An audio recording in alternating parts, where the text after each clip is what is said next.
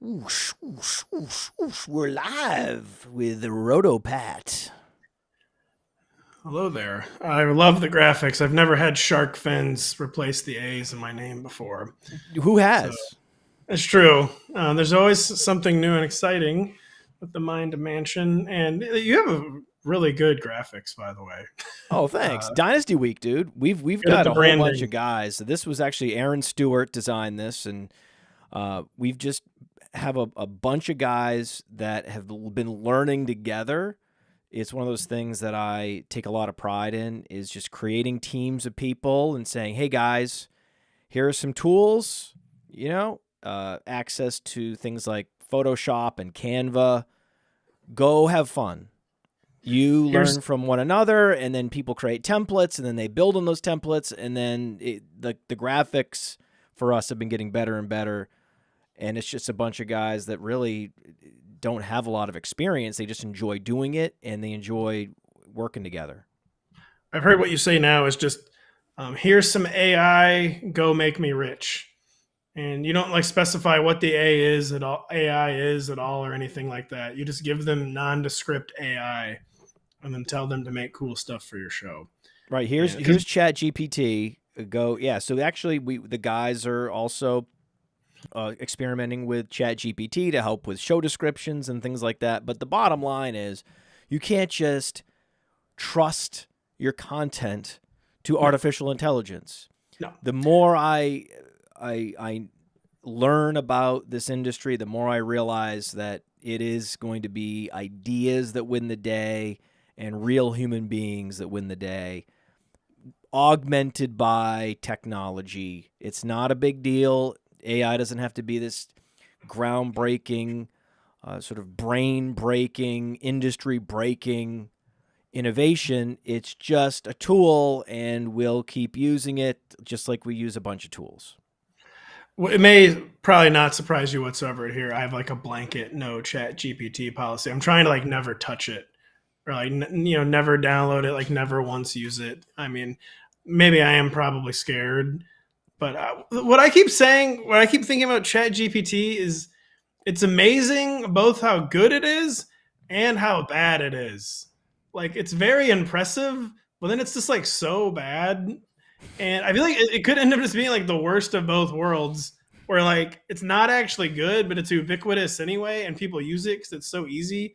But like it like shouldn't be taking people's jobs because it's not good enough, but then it just takes people's jobs anyway because it's so easy.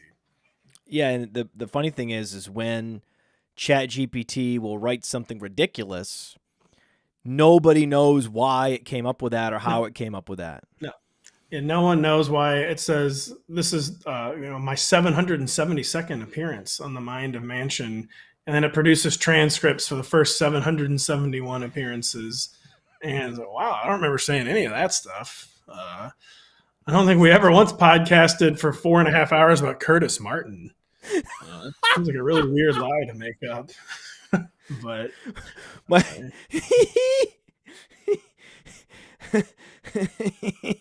yeah, but that those things make me laugh. They don't make me scared. Some people get some freaked out, but I'm just not. I've seen some things. yeah, Man. I was around pre-internet, so the internet. Everyone said the internet was gonna be the end eventually, and there was, I think it was what was it, Y2K. Oh yeah. Remember Y2K because all the clocks weren't set right in the programming for the rollover to the 2000s, and then nothing. So we'll see. We'll see. I've seen some fake outs. I was briefly freaked out by this one, but just the more I've seen it in action, I was like, I'm not scared of Chat GPT whatsoever. I'm scared of what people who have the money will just decide it's good for, even though everyone's will tell them like, yeah, it's actually not that good, and it lies constantly, and it might be useful for a few things, but I don't really know if we should use this, and then they'll just use it anyway, and that's what I'm scared of. All right, so we'll bring you in now. We'll start the show. This is some pre-show. Now we're going to get the show underway. What is the best way to bring you in? Rotopat, what would you consider to be one of your specialties in the industry? I mean, one of my specialties in the industry is that I'm writing based. I'm still like I'm not numbers based. I mean, even though I incorporate numbers, I use the numbers as they're known. I'm not afraid of the numbers. I try to take in all the new information that's out there, but I'm a writer first. And no offense to the people who aren't writers first, but it seems like now you come into the industry because you're into numbers or good at numbers, and then kind of like learn writing later. And my niche is that, for better or worse, I'm a writer, which means And I'm a you've hopeless risen neurotic. quickly. You're head of all fantasy at Rotoworld, right? Yeah, I mean, I guess so. Yeah, I guess so. I guess so. Yes, Yeah. you are. Okay, I think I have enough material here. You ready for that? Because I'm ready. we also have there's some introduction music that we start. Have you seen this new movie Air? I have not. I mean, I've seen clips of like Matt Damon screaming into a telephone, that kind of thing. It's pretty good. But, oh yeah, I mean, It's pretty the good. Alan Parsons project. Wait, the Alan Parsons, they did this? Yeah, it was the Alan Parsons project. Gives me chills. I had no idea. Alan Parsons, baby. Oh, well, I think it gives me chills every time. It gives the audience chills. They love it. It really does give me chills. And this is like one of my ultimate like boomer nostalgia things. Like back in the day, the introductions were actually cool. Welcome to the Mind of Mansion program. The head of all fantasy at Rotoworld and a true human being. He is anti-AI in the best possible way. Joining me today, it is Rotopads, Patrick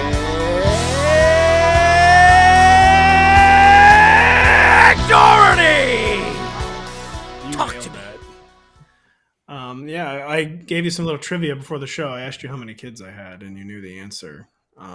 Because you said you were going to do the intro, and I said I would only do the show if you introed all four of them and like screamed their names and their social security numbers. Sally, Brian. Yeah. So, I got 3 girls, 1 boy, a son, as he's known. The golden son. Yeah. Yeah, I know. The 1 out of 4 son is he's in quite the position. He is. He loves it though. They just love being older siblings, is what they really like. My son loves having so it goes girl, boy, girl, girl, and my son treats our third like his little employee, basically. Like he's like Matt Kelly, and he's like, I need a shark graphic to his sister this week, and she's like, I don't want to do that, and then I'll just punch her. And then she won't do it. And, we have at our dining room table, we have these chairs with these arms, and they're a little heavy. Oh, yeah. Because they're nice and expensive and custom upholstered to match the wallpaper. This is really fine. This is fine living here. It was fine dining, yeah. So I have to like scooch myself up into the table, right? And then if I'm in that position, I can't really get. I mean, I can get up, but I have to push myself back out, and then I have to get up. So if I need a napkin, if I need something, and anyone is still up, right? And I'm like, oh, okay, can you grab me at this? Can you please do? Can you please go and can you please? And then my wife is just like, we're not your servants. And I'm like, I'm seated already. I can't get up. Look, I can't. Look, I'm stuck here. Please help me. I need a napkin so badly. We have the opposite problem where everyone will look for any excuse whatsoever to get up from the dinner table. So like I get up to get a napkin and they realize that's what I need. And then all 3 kids will rush up and try to get a napkin because they just want to be doing anything other than sitting at the dinner table.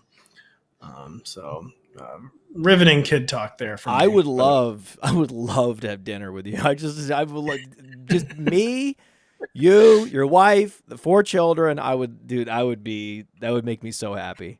The 4th, the youngest, she's only 3.5 months old, so she mostly just sits in her car seat on the floor by the dinner table. I would love that. I would maybe do a little. Like maybe a little bottle, if there's a bottle thing, I would do, and any of the smell of it, just oh god, just the whole thing. Now that my daughter's 12, we've been enough years have gone by since some of those moments and some of those experiences that I have a lot of nostalgia for it. I think I was crying last night. I think I remember. Yes, I know I was crying last night. I started thinking about something because my daughter said something to me when she was going to bed, and I was just like, whatever, good, thank you, go to sleep, blah blah blah, good night.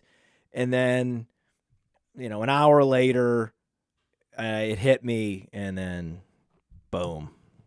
Yeah, we plan to never stop having children so that we never can get sad about missing that phase of life. So just keep cranking, dude. Keep cranking. That's why we're going to have 16 kids. And also we're going to start a farm, obviously. Yes. That's the only thing that's really practical with that many kids. And by the way, do you have a dinner table leaf we could borrow? We do have the leaf, yeah. We keep the leaf in. We need another leaf. Our table's too small now. Yeah, these leaves, man. Taking it out is a pain in the ass. We've decided just to leave it in. The fine people at Macy's didn't know our family was going to be so big when this table was put on our wedding registry. And you asked for a wedding table, a dining room table in your wedding registry? No, that actually doesn't sound right. That can't be right. I think you're definitely making that up. That can't. Maybe, no one asked for no, that. Well, we got it. I think it must have been. No way. From my wife's parents. I think it was from my wife's parents because we moved into a house when we got married too. We needed a lot of stuff. I think they furnished us with the table, but it wasn't in the registry. There's no way you're scrolling down a registry and someone's like, you know what I'm going to do? Where I'm going to get them the dining room table. You know what I'm going to do? I'm going to get them the hot tub. Gonna get the china cabinet. Yeah, no. Filled with china. No, yeah, that didn't happen. You're right. So I have to give you some breaking news here, some important breaking news. This is actually Dynasty Week, and this is also actually a fantasy football podcast, not you and me catching up, having fun, talking as we always do, though I believe it is good content. And I told you I wanted to talk about the siege of Vicksburg for 30 minutes. I am going to be. That's a book. I'm already ordering it as we speak on Amazon. Battle Cry of Freedom. I will be reading it soon. And I gave you a book to read, Killer Angels, by Michael Shara, I believe is his name. So we were exchanging Civil War books to read, and I'm very excited for that. I am excited, though, for the NFL season to start. We're mid-June. Which means we're only a couple weeks away from the Scott Fish Bowl, right? And then once you're a couple weeks from the Scott Fish Bowl, then suddenly you're into August, and then you're into fantasy season, and then people are doing 14, 15 fantasy drafts, and you're not sleeping at all. You think you're not sleeping with a 3-month-old. Imagine a 3-month-old or a 4-month-old at that point, plus August of fantasy season. At that point, DeAndre Hopkins will have a team. Dalvin Cook will have a team. But in the meantime, that's what we have. Those are the open questions that we have. Where is DeAndre Hopkins going to go? Where is Dalvin Cook going to go? Where do you want him to go? So let's start with Hopkins. Where do you think he's going to go? And where do you want him to go? Kind of unusually big free agents for this time of year. It's not uncommon for there to be like one big name that gets cut loose in like late May, early June. Pretty weird for Hopkins and Dalvin to be on the market right now. And I can't really decide where I wanted Hopkins to go. I think I wanted him to go to the Bills because that was just kind of an element that was missing from their offense last year. Like a guy, they didn't really have like a sideline dominator. I mean, I'm sure Stephon Diggs could do that, but it seemed like they wanted someone who could win in like one-on-one contested situations, with like the kind of, because Stephon Diggs frees up incredible looks for the receivers behind him, but they had no one who could take advantage of that. And then when Stephon Diggs got locked down, they just had like no plan B whatsoever in the past. And they still don't. I mean, I guess Khalil Shakir is the number 3 receiver now. Kind of a strange, or Dalton Kincaid, I guess, is the number 2 pass catcher in theory. Just like a very strange situation with such an elite offense. A quarterback smack dab in the middle of his window, and a window that could maybe close earlier since he's a dual threat, since he already has an injured elbow. I really wanted DeAndre Hopkins to go to the Bills, but it seems like for sure he's just going to go to their division rival, the Patriots. And, he knows the system. He fits the new Patriot way, which is just not having a plan and taking 1,000 flyers and like really, really hoping one of them works.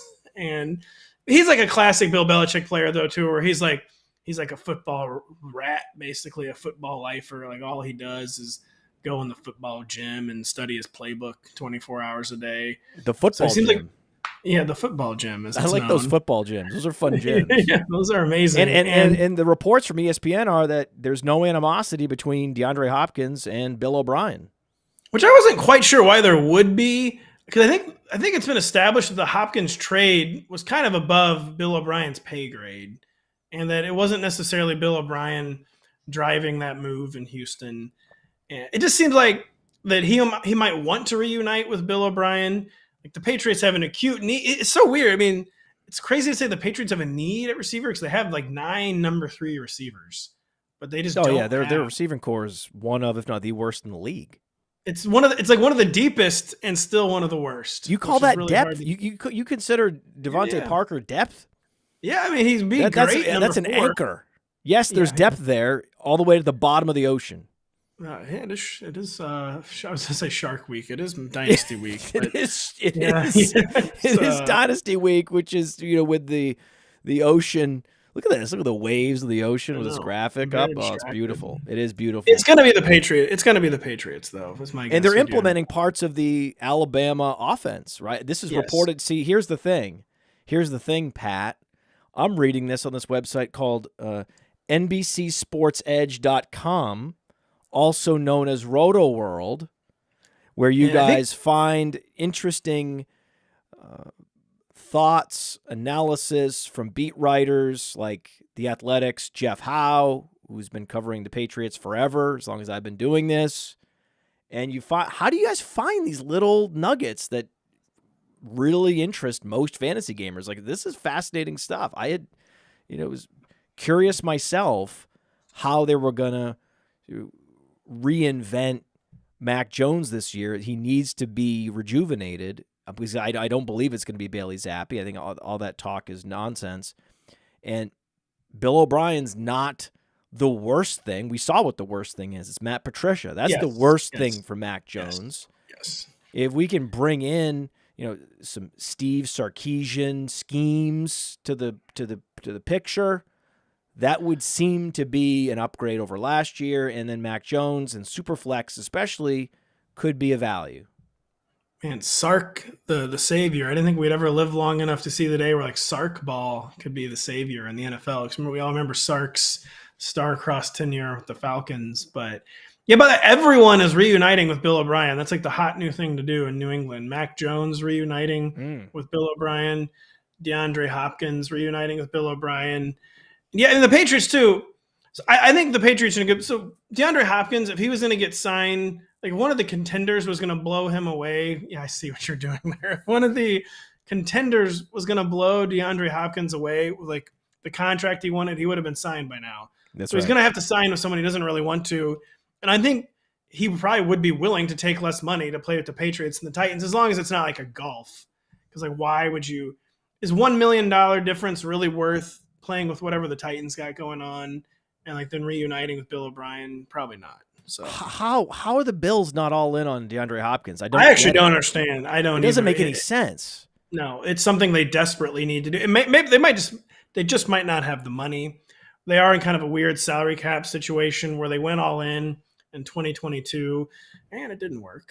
And Josh Allen's not on his rookie contract anymore.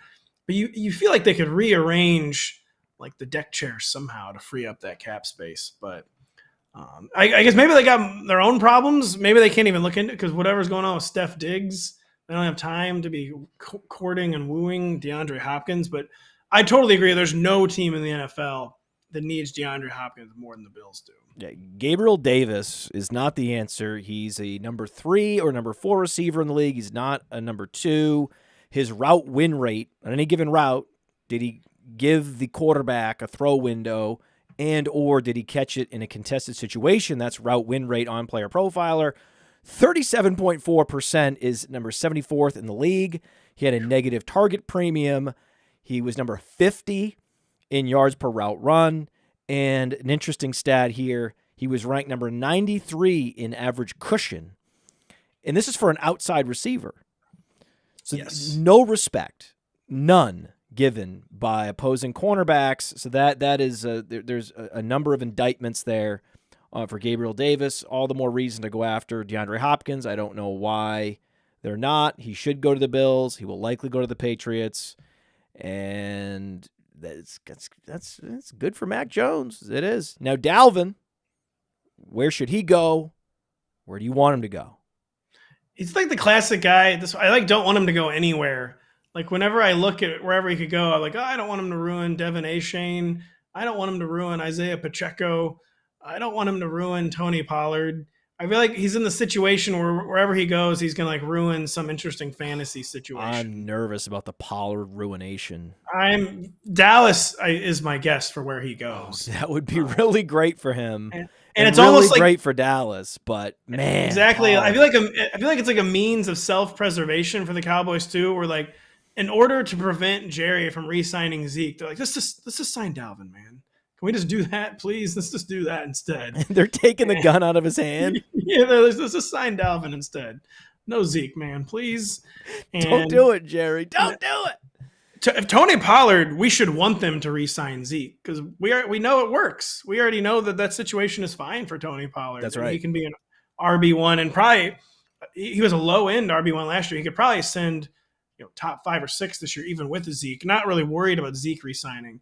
Dalvin would be an entirely different matter. Given that offense, he could be the RB1 in fantasy. There are very few running backs that have RB1, the best running back in all of fantasy, in their range of outcomes.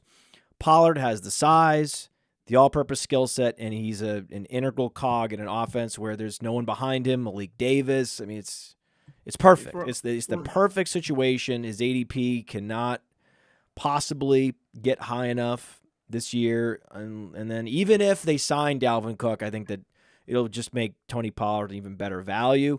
And we call that, by the way, we call that Zeke phenomenon that you're talking about, where it's actually a good thing if they bring him in because it protects Pollard from additional touch competition. That's called the touch meat shield. That sounds about right. That's touch competition meat shield. That's what Ezekiel Elliott would be. I'm also now seeing some reports that Chase Claypool is not quite ready. And this is not surprising at all because there is something called the dog rating invented by Cody Carpentier, which basically just how about that life in the NFL is a player. And I believe Chase Claypool is one of the few players in the league with a negative dog rating. So he is not about that life. And if there is a nagging injury to start camp and he just can't quite get his body ready to be out there, it wouldn't surprise me at all. And then I am seeing, though, that Mooney is supposed to be ready, but it's also worth reminding that Darnell Mooney has been out for a considerable period of time with a season-ending ankle injury, because there's a lot of it's impossible for DJ Moore to get there. You've heard that. It's impossible. Yeah. They don't throw enough, even if you juice up his targets to a ridiculous percentage. There's no way he can deliver at ADP. And then I'm thinking, well, if he's their only receiver that is healthy or trustworthy, then yeah, he can get there. He's DJ Moore. So I've been drafting DJ Moore in all league formats forever, and I'm just not going to stop. So I've been doing it his entire career. Yeah.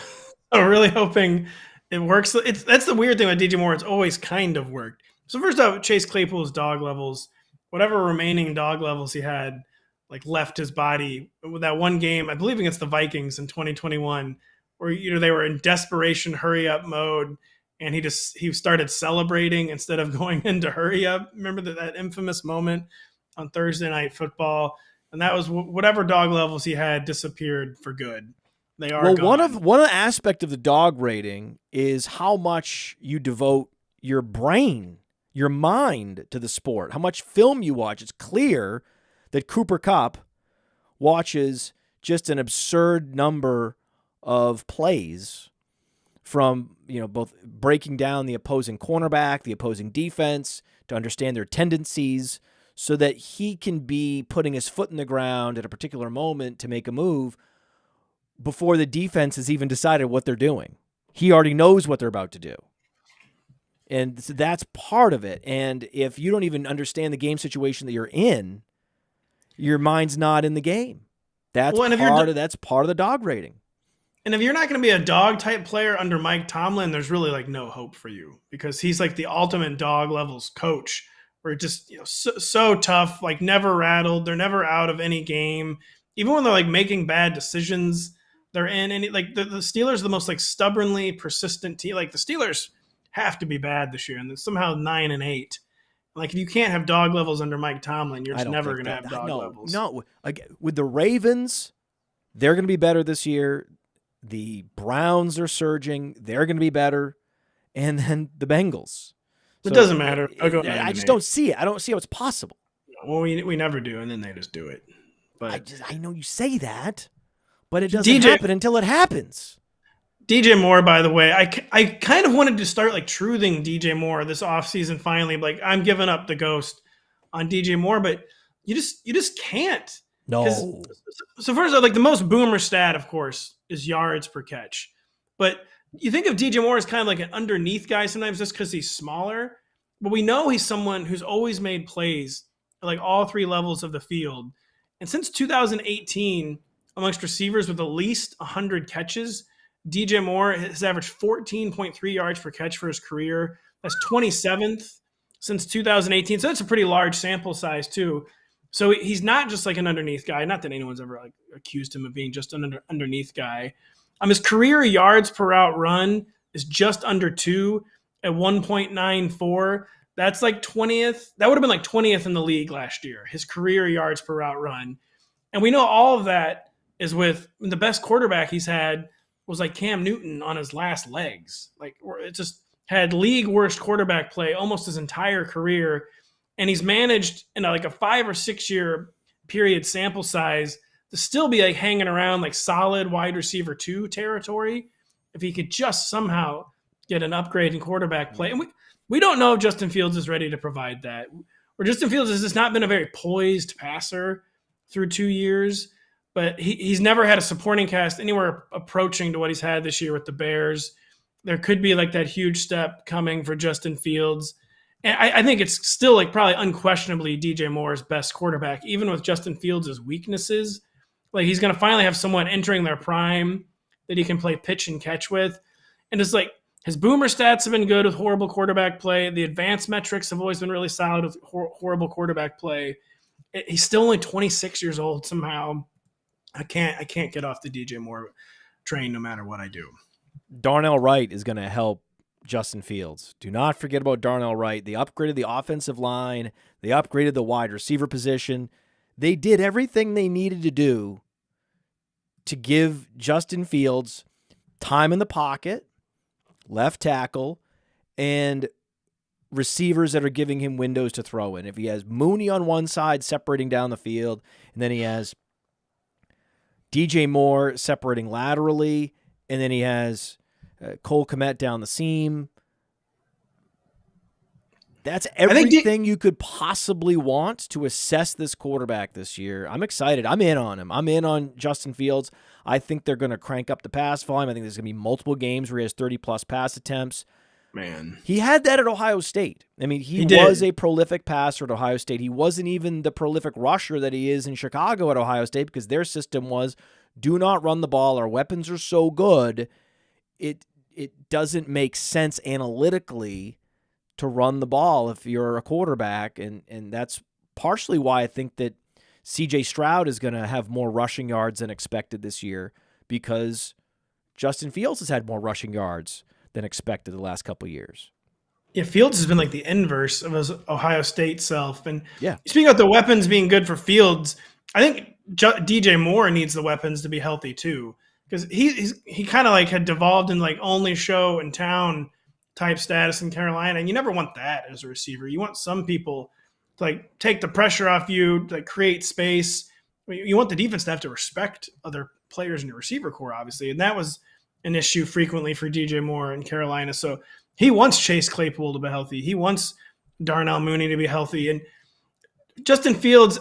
I don't know, like if he has that Jalen Hurts season in him, basically where I feel like he has more passing ceiling than Jalen Hurts. But I would have said that Jalen Hurts' passing floor was probably higher and has certainly looked higher so far in the NFL. Fields, Hurts wasn't like amazing under pressure last year, but we know like Fields was just like really bad under pressure. Like, is that something you can really improve? They have improved the offensive line though, big time, like you said. And it is like an now or never year for Justin Fields. He's a young quarterback. I mean, there's a big step forward coming for him. The step that Jalen Hurts already took. Should Jalen Hurts be the QB1 in all formats? The only reason I say no is that, to me, I'm never going to overthink Patrick Mahomes, even in fantasy. And even though he's not really the dual threat, and even though his running is like more tactical than like it is like prolific, I just, there are no variables with Patrick Mahomes. Supporting cast doesn't matter. He has no real injury concerns right now with his body. With Jalen Hurts, I do wonder, after injuring the shoulder late last season, if the Eagles might try to dial off like the totally insane red zone usage with Jalen Hurts, or absolutely monumental number of red zone touches on the ground for Jalen Hurts. If they might try to dial that back, because he's paid now. He's a $250 million player now. They might try to protect him a little more than they did last year. Maybe they do protect him with those rugby-style plays. But I could see the Eagles dialing off the rushing ever so slightly with Jalen Hurts. And Patrick Mahomes, there's going to be plenty of years where he does not finish as the fantasy QB1.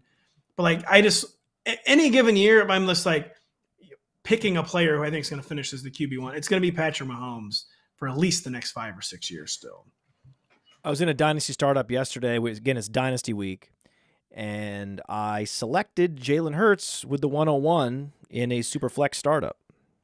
Bad decision. Oh, yeah? I would still take Mahomes. I would take Mahomes. Well, there we have a couple years of youth also. He's not that. I feel like Hurts isn't even that much younger than Mahomes. Just a couple years. But if you're breaking a tie there, I think it's really a tie-breaking situation. If you're breaking a tie, I say take the greatest North American athlete going right now, in Patrick Mahomes. Well, here's the thing. I would argue that there's something that Jalen Hurts brings to the table that even Patrick Mahomes can't quite match. Jalen Hurts has a father who was a coach, and I know that Mahomes had a professional athlete father. Understood. But what I'm seeing from Jalen Hurts reminds me a lot of Tom Brady in that they're able to just bring in anybody. They don't care about character concerns and quotes in Philadelphia. They'll just bring in the whole Georgia team, even if they're currently getting fingerprinted at the local jail. It won't matter, right? They're just going to draft them, and they're going to bring in guys that have had bad reputations around the league for whatever reason, like DeAndre Swift, low dog rating. But they're like, hey, this guy's super talented. He's an incredibly efficient running back. He's an all-purpose back with size. We're going to get him for a late-round pick swap. Get out of here. Of course we're bringing that guy in. We don't have to worry about Randy Moss. We don't have to worry about Aaron Hernandez. We don't have to worry about these guys with the concerns in the locker room because we have Tom Brady, and now the Philadelphia Eagles have that weapon, that political weapon, that cultural weapon in Jalen Hurts, in that he has the football field at his house. He has all these guys staying with him. He has this incredible gravitas and loyalty where everyone in that locker room wants to play for him and does not want to let him down. And I haven't seen that since Brady. Hurts does have unreal gravitas. Like he does have this like ultimate presence. Like the dog levels like truly off the charts with Jalen Like Hurts right now, I can promise you he's working out. He's doing something football related or sports related. Even if there's no training camp, no matter where he is, I'm sure he's either watching film or he's talking to a teammate. It's just one of those things where in Dynasty, if you can get a guy like that at age 25, that is the direction I'm going to go. Because the thing is, man, he's not even good at throwing. That's the thing. Like, I saw him at the Senior Bowl. I saw Jordan Love look like 3 times the thrower at the Senior Bowl. Just thrower of footballs. Looked so much better than Jalen Hurts in drills when it's just one-on-one. I'm going to throw the ball from point A to point B. But it's a funny thing that happens when you actually get to 11-on-11 football. There's something different about that guy. One of the ultimate dog level games ever was him in the Super Bowl, where he was clearly compromised and his arm was clearly not right from the shoulder injury. And he still played essentially a perfect game. If not for the one fumble, he had played literally a perfect game in the Super Bowl at well less than 100%, Jalen Hurts. But I mean, Pat Mahomes, man, he's just like an entirely different kind of dog level where he'll get out of any situation. There's nothing, like no moment that is going to constrain him. Like nothing, you can't like trap him. Like he's just. No, I agree with you. He's incredibly talented. He is talent beyond anything we've ever seen at the position. It's very cool. It's like when we had Manning and Brady. It's very cool that we have Hurts and Mahomes. And I think you would agree that the Bills are post-Apex. The way they went all in on last season and flamed out, you should not be considering Josh Allen in a Superflex startup at the 102 or the 101, that is Hurts and Mahomes territory only. Would you take who are you taking? Are you taking Burrow or Josh Allen at 103? I think that's a better conversation. See, I think that is the pivot. See, okay, now we're talking, right? So in Dynasty, it's Mahomes, Hurts, and then the next tier down is Allen and Burrow. And with Burrow, you don't get the size and the rushing, but you get a steadier hand and likely more longevity. You get Mahomes light, basically, with Burrow. Exactly. Extremely high floor, like dependable, like year-to-year playmaking ability where it's not going to go away. If we accomplish anything from Dynasty Week, it is going to be changing the paradigm of how people think about these quarterbacks, where it's those two in a tier and then these two guys in a tier, Burrow and Allen in their own tier. That's how it should be. God damn it. And then right after that, really, it's very close to Herbert, right? And now Herbert has Kellen Moore, man. Kellen Moore is a genius. Now, again, the Cowboys said that they could take him or leave him, but Kellen Moore, man. Kellen Moore. He wants to air it out. He wants to push the ball down the field. The thing is, Dak Prescott's very similar to Jalen Hurts in that he's not the strongest passer. He's not a guy that's going to light up the radar gun. Justin Herbert was also at that Senior Bowl, and he was at another level beyond Jordan Love. And Jordan Love is a cannon. And his was more of like a howitzer. It was amazing. The carry. It was like when the ball would just have that extra little carry at the end, that extra 10 yards of carry was just so impressive to see with Justin Herbert. And I'm very excited to see him. I think he was compromised last year. And now he's going to be back 100%. So I'm enjoying being able to get Justin Herbert, a couple picks, later than I think he should be going in Superflex as well. Yeah, so with Dak Prescott, he's not a high velocity thrower, especially because he's a guy who seems like he's lost some miles off his fastball with so many lower body injuries too, where maybe his base isn't as strong as it used to be. But so you say that, last year the Cowboys receiver corps not very good, like really hurting for depth behind CeeDee Lamb, and they still had on next gen stats. Dak Prescott had 8.3 average intended air yards. Not like in the elite tier, but it was like, I think in the 10 to 12 range. And that's all with his arm strength concerns, quote unquote, his supporting cast concerns. And they were still trying to get the ball down the field. That's with Mike McCarthy, trying to limit the offense too. And they're still working hard. I love to think about McCarthy trying to sabotage Kellen Moore the whole year. He must have been. I think there really is something to that. Yeah. So 8.3 average intended air yards. Justin Herbert was 6.7, third lowest in the entire league. There were the injury concerns, the real injury concerns. His midsection, you could probably barely like pivot side to side for 2 months with his hip issues. But the only thing I keep coming back to with Justin Herbert is Joe Lombardi was a very comfortable scapegoat. But remember, like when Justin Herbert was coming out of Oregon, that was the knock on him. Like, oh, he's so conservative. All he does is throw short. And then he broke the mold his rookie year and really his second year too. But it was weird to see him like retreat back to that. And you just hope that it was the coordinator and not the player, basically. Because we know the arm strength might honestly be even beyond Josh Allen. He might have the strongest arm in the entire league. I think that Justin Herbert does have the strongest arm, and he needs to get. The problem is when it's Mike Williams on the outside and Keenan Allen underneath. It was there's a bad not a lot situation. of opportunities to push the ball down the field. He actually missed Jalen Guyton last year. I know. We've talked about that in our show, by the way. Like the Jalen Guyton was a huge down low absence. There's no one to command respect down the field and create space for Mike Williams and Keenan Allen. I just wish that Quentin Johnston was faster. Quentin Johnston is a fake field stretcher from TCU, which makes him a top bust candidate. If there was a wide receiver from this first round that is destined to bust, it is Quentin Johnston, because I am a man who has lived through the Josh Doctson experience. And Josh Doctson was faster, more explosive, better athlete than Quentin Johnston.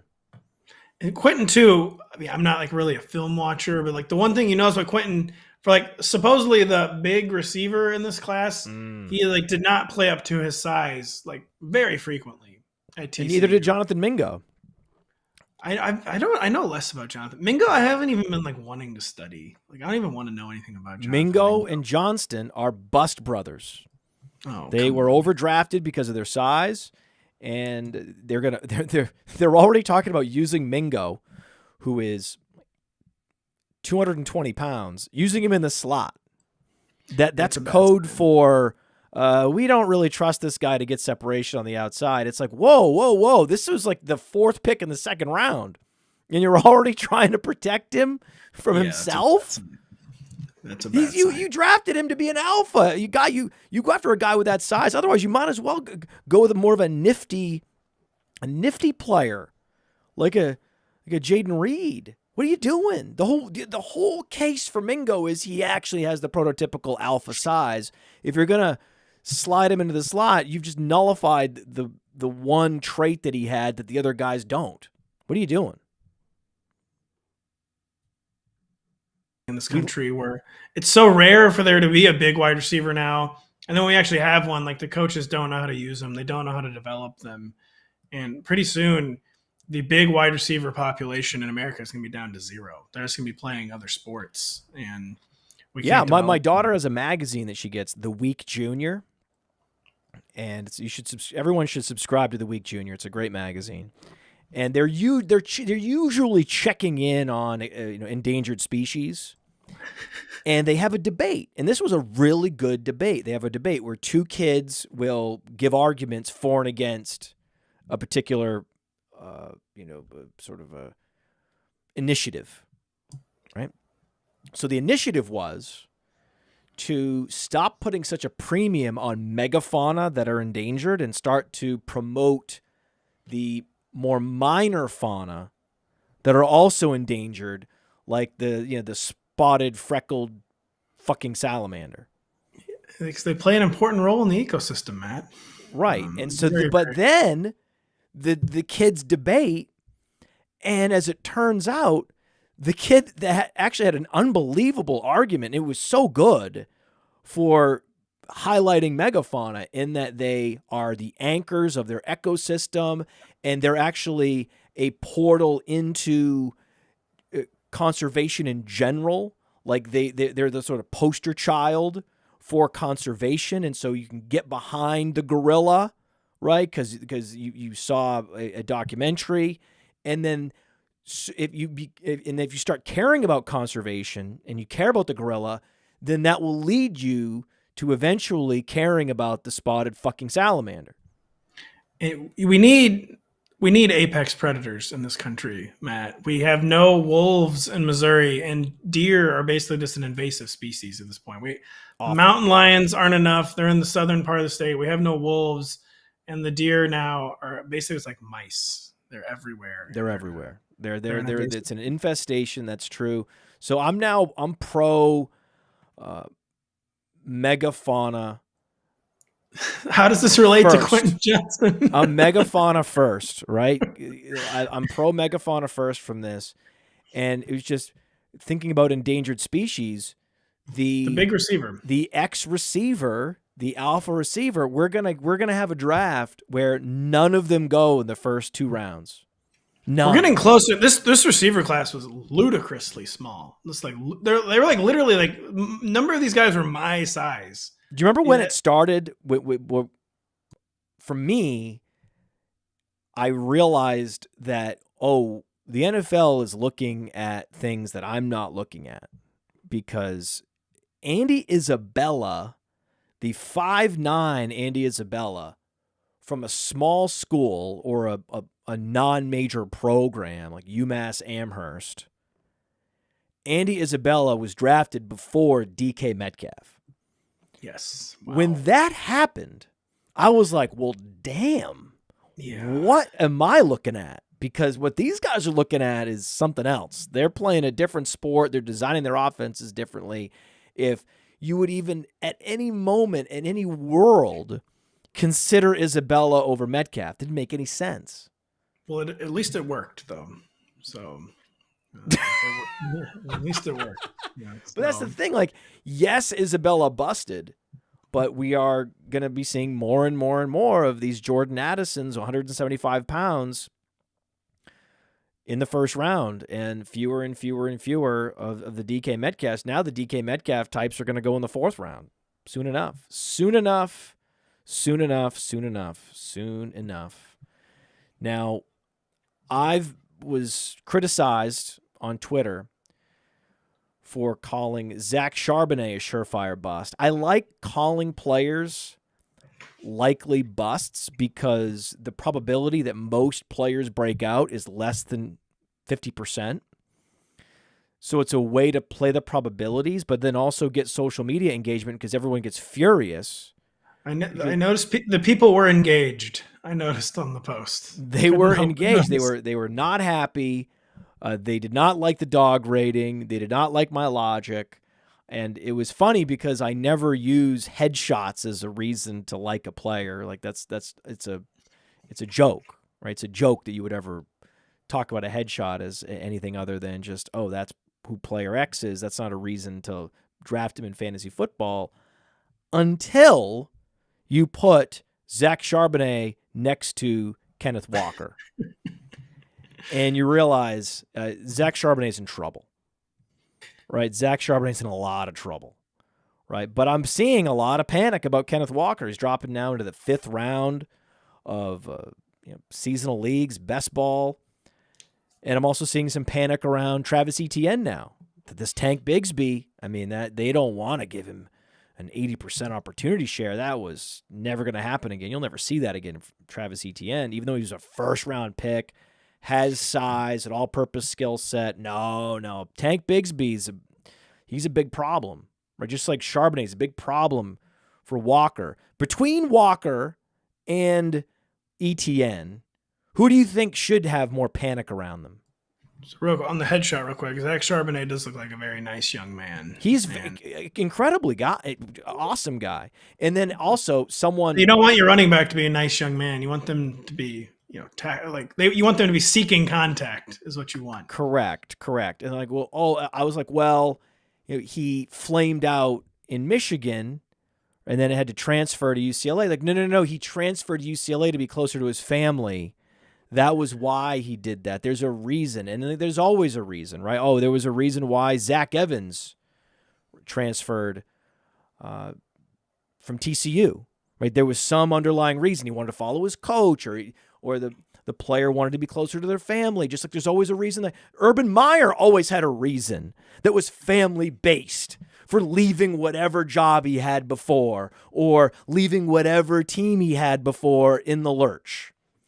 The bottom line is that Kenneth Walker is about that life and already showed himself to be a prolific runner after he was the clear and easily, by far and away, the best runner in college football. The year he came out early. Zach Charbonnet had to stay all 4 years. So there's a lot of reasons to think that Kenneth Walker's operating at another level of grit and another level of athleticism, in that he's a lot faster and he's better at avoiding tackles in whatever your elusiveness.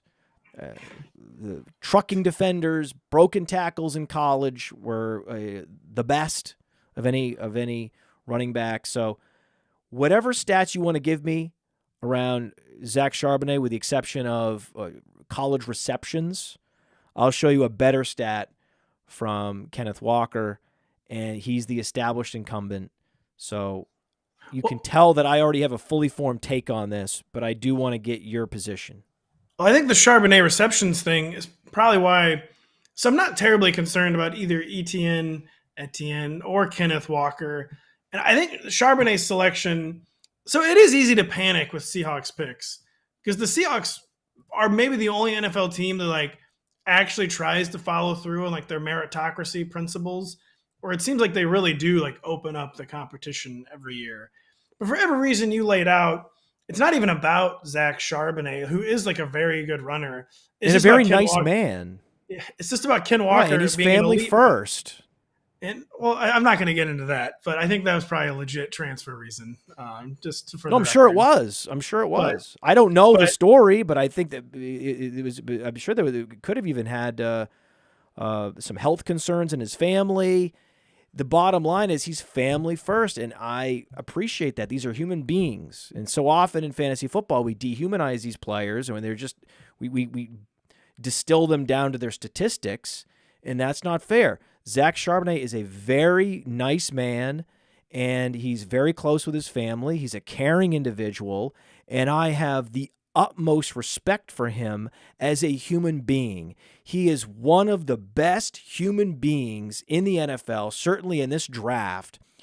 It would be my honor to spend even a moment in his presence, and he will be a bust in the NFL. So I'm not going to weigh in on whatever's going on with you and the engagement people, but Charbonnet's pick, it just wasn't about Ken Walker. It was about what was behind Ken Walker last year, which was nothing. And you saw the Seahawks panic in real time last year when Ken Walker got banged up.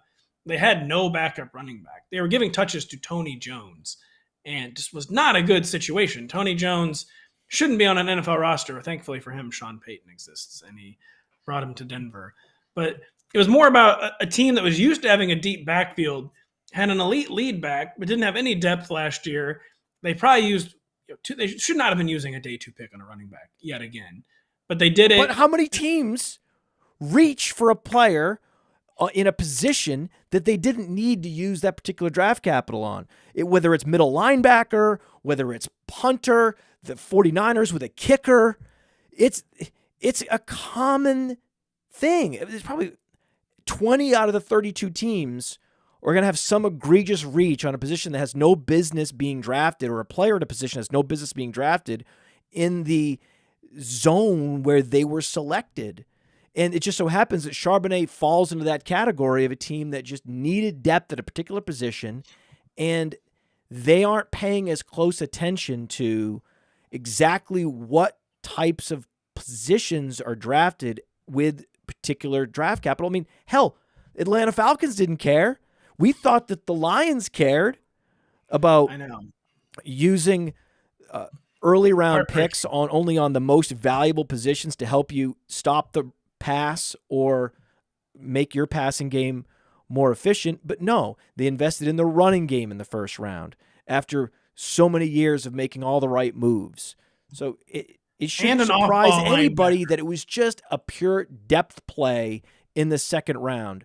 That's a common type of pick, but because it was a fantasy relevant pick, it seemed like it couldn't be just a depth piece that was added, where offensive line, linebacker, down the board, so often in the second round, you see reaches just for depth pieces. And so, a very good point. And I'm not concerned about ETN, but I am a little concerned when, like, the guy they drafted behind you to maybe put in a committee, maybe on early downs, he's literally named Tank. That's not great. No. If this whole position, if this whole segment of the show boils down to headshots and names, that would be amazing. Because I agree with you. I'm more panicked about ETN. Tank Bigsby also had 30 catches in college. He had a higher target share than Zach Charbonnet, and he is going to be used between the 20s more than Charbonnet will be in Jacksonville. So, he's literally named Tank. I mean, I know Urban Meyer's gone, but Travis Etienne, quite stupidly, was drafted as like a change of pace running back. That's like what they said he was, which was just dumb because, like you said, he was an all-purpose player, a true weapon on early downs at Clemson. But he was initially billed as a third down back, and I swear these coaching staffs, once they typecast someone as a third down back, it doesn't matter if it wasn't your coaching staff. I feel like that like stays on you like a scarlet letter, no matter what. Like, even though it was like the worst coach in NFL history who said he's a third down back, it seems like that label tends to stick. We know it's a coach in Doug Peterson who favored not just committees in Philadelphia, but like 3 or 4 man committees. And also a guy who missed his entire rookie year with the foot. The foot creeped back up ever so slightly last year. I don't know, even really remember if he missed any time, but he was on the injury report for several weeks with his foot. I buy into the belief that they don't want him to handle like 75, 76% of the touches again or whatever it was. And I do think there's a greater threat to Travis Etienne than Kenneth Walker. I also think Travis Etienne might be just so good that it won't matter, and we shouldn't be worried about either one of them. Thank you. But it is a little more compelling, the concern with Travis Etienne, than it is Kenneth Walker. And there's no concerns about Joe Mixon. Joe Mixon has no more touch competition. The one guy, Samaje Perine's gone. He caught 60 passes last year. And these legal cases usually get pushed a full year. Look at Alvin Kamara. There's still no resolution. So would you consider Mixon the steal of drafts if you can get him in round 5, round 6? Maybe not, because he might be becoming like Leonard Fournette 2.0, where the efficiency is just like gone on early downs. And he was still a pretty efficient pass catcher last year, just in addition to the compiling. I think he was like 11th or 12th in yards per route run amongst running backs. I do wonder if he's even going to be on the roster in week 1. I do feel like we maybe haven't heard the end of this with him. And I know they did give him the public vote of confidence. There's something weird going on with him, not quite to the Dalvin Cook level, where it seems like they don't want to like fully commit to him. And they have no Chase Brown can be like a capable back. He can take work on all 3 downs. I do think Chase Brown's a bit of a concern if he looks good in camp. It seems like they want to move on from Joe Mixon, but they haven't been emboldened enough to do it yet. And if Chase Brown doesn't look good in camp, the odds that they're moving on at this point do look pretty low. Yeah. And the Chase Brown, he has real challenges playing football at a higher level than he did at Illinois, which is what we saw at the Senior Bowl. I have a pro tip for you as head of fantasy football at Rotoworld NBC Sports Edge. Have your writers pay particular attention to the reports coming out of Cincinnati. And understandably, there's very few reports come out of Cincinnati because they have almost do they even have a newspaper in Cincinnati anymore? They do. They still have the Inquirer. So the Inquirer is still in business, thankfully, but there's not a lot of beat reporters that cover the Bengals, like that cover the Jets, for example. You're going to get more pull quotes for the Jets always than the Bengals. But be on the lookout for just subtle indications that Chase Brown is struggling in camp, and make sure those make it onto the news feed. We're only going to do the hype. Just joking. Just joking. I'm telling you, they're coming. They're going to be coming. Missing blocks, fumbling. It's gonna surface for Chase Brown. Thankfully for you, the foibles get as many clicks as the hype. So we'll get the Chase Brown foibles too. Get him in there. With Joe Mixon, I just feel like he might be Fournetting, where he's basically like only a pass catching back at this stage. And like, is that really worth the hassle with Joe? I don't know. With Joe Mixon, all he's doing is catching passes and scoring touchdowns. He's scoring. What touchdowns. Are you talking about? Yeah, Fournette. The legs are almost gone. Is exactly what I want. I want 2021 Leonard Fournette. I want 2021 Leonard Fournette. If I get 2021 Fournette, Leonard Fournette from Joe Mixon, that's exactly what I want. We're talking 22 Fournette. I'm talking 2021. I'm talking 22. Agree to disagree. But Mixon's current ADP, what is he, like the 16 or 17 at running back? It's pretty appealing. Silly. It's a silly ADP. I don't who's passing on him in there. I don't know. It's just I think what happens is ADPs are sticky. You don't want to be the guy that's reaching, so you just wait until he's available. Even though, if your whole family was being held hostage, and you had to pick the best possible running back at, say, slot 49, you would go Mixon or Kenneth Walker. But because you think, I can get him in a round, you don't pick him there. And that's why it takes so long for ADPs to correct and become efficient if there's no hype. The thing that can break ADP and create a surge is hype, right? Is some quote from a coach or some highlight from training camp or preseason.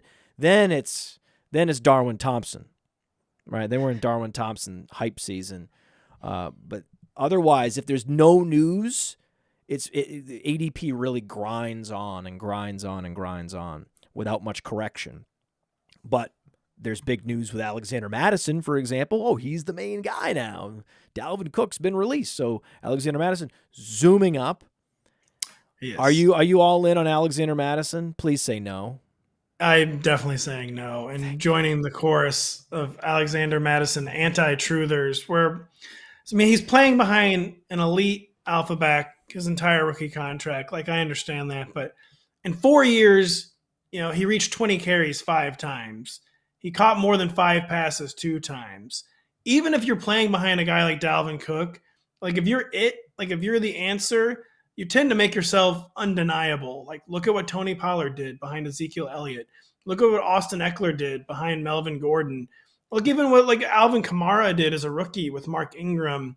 Or if you really are a touch commander, they get commanded. Even if you're behind an elite player, an elite back in their prime, you kind of just become undeniable. Alexander Mattison spent an entire rookie contract not becoming undeniable.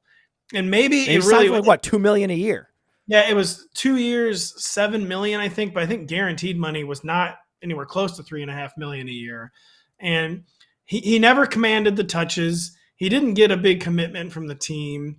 And it does feel like a trap. A lot of his spot starts were frequently traps, and it just feels kind of like a trap.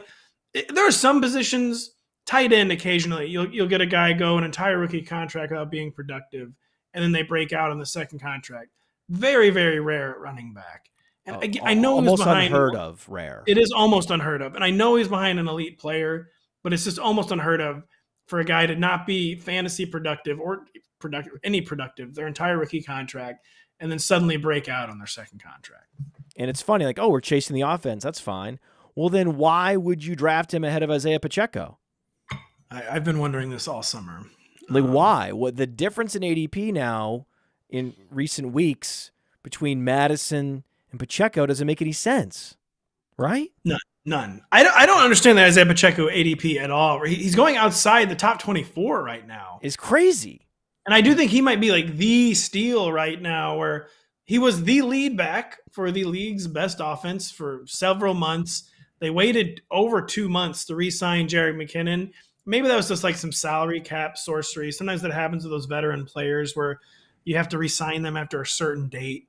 That's right. I don't understand every. Well, no, and they have a handshake agreement too. Yeah, they might have had a handshake. They have a deal. handshake, but they can't announce it until that happens all the time.